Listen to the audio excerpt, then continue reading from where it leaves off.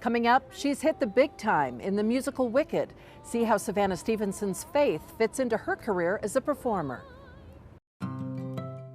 Savannah Stevenson is what you'd call a triple threat in the performing industry. She dances, she acts, she sings.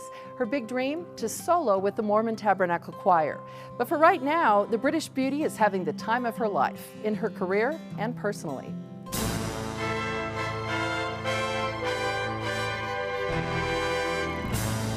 It's one of the most popular and longest-running Broadway shows ever.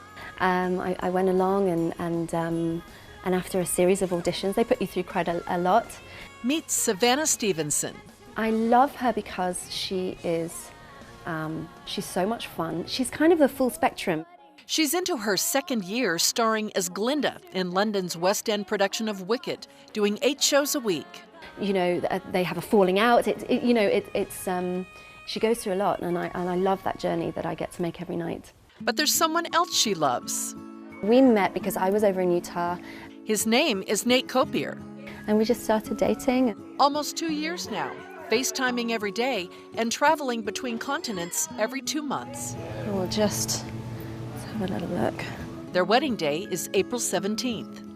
At the Hyde Park Chapel in London, and then we're going to have a little reception at a hotel after that, and then down to the London Temple that evening.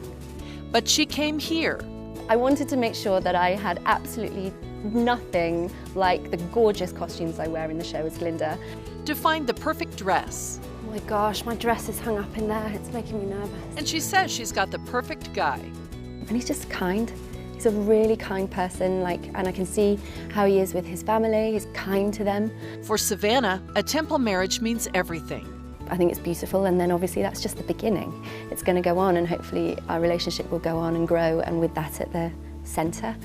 And another reason why I love him, that he's willing to sacrifice his life here and come and live with me, just because I can't work out in Utah.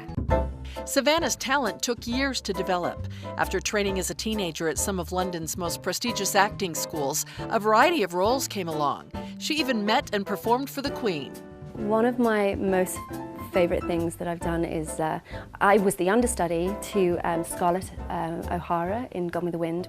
Come the wild, wild weather, come the wind, come the... An actor's life is full of highs and lows, but for Savannah, it's all worth it.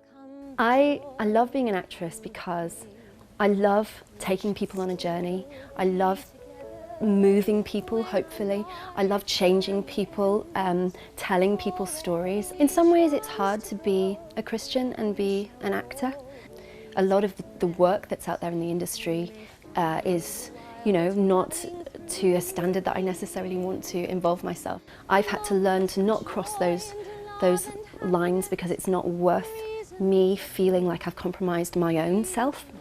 People that I work with know about my faith and they find it interesting. They probably want to talk about it more than I talk about it.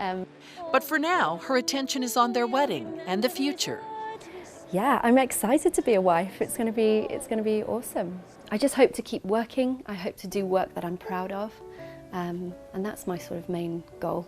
I feel like there's so much more that I want to do, but this is absolutely a highlight. And what's amazing about being part of a show like this sort of big commercial show, is the following that it has. People love it. So could we see her performing in the U.S. someday? I'd love to come play it in America. I'd love to take it to Broadway, yeah. Coming up, Savannah's most cherished role. I can't really describe what it meant to me on a personal level, on a spiritual level, even on a professional level too, because there were so many blessings that came from it. I even met my future husband because I happened to be in Utah filming it. See Savannah's work and church life come together in Goshen, Utah when we come back. There's much more to performer Savannah Stevenson than fame in the spotlight. She answered an audition call 5 years ago that allowed her the rare opportunity to combine her work and church life. And after months of screen tests, she ended up with the role of a lifetime, playing the mother of the Savior. I think personally I've learnt that we are blessed in ways that we are not expecting. and I feel like this experience has just been a huge blessing. I did my best to just prepare to play her, like in every way I could. I read as much as I could, and I think just tried to prepare on a spiritual level, just tried to align my life in a good and positive way, so that I felt that I could take on hopefully some of those qualities that she may have had. It's just a really beautiful moment, and I hope it comes across that the way that we set it is that Mary is sort of deep in thought, and she's thinking, and her heart's heavy. Blessed art thou among women. And then Gabriel appears to her and tells her this quite incredible news. Thou shalt conceive and bring forth a son. I suppose all you can do is put yourself in her shoes. And thou shalt call his name Jesus. I already knew that she was an incredible woman, but I think that's really been brought home to me. I think when we think of Mary, we often think of the young Mary and bearing this young child, but actually she also had to watch her son die. When I played Mary standing at the feet of the Saviour on the cross, I think it was one of the most incredible spiritual experiences I've ever had. It is finished. It just really brought home to me that it happened, that it was real.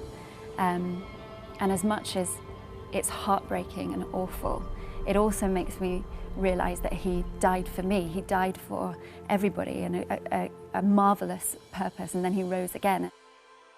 And so she just goes full circle. She goes through such a lot, and I think I've come to really admire that journey that she was selected to have.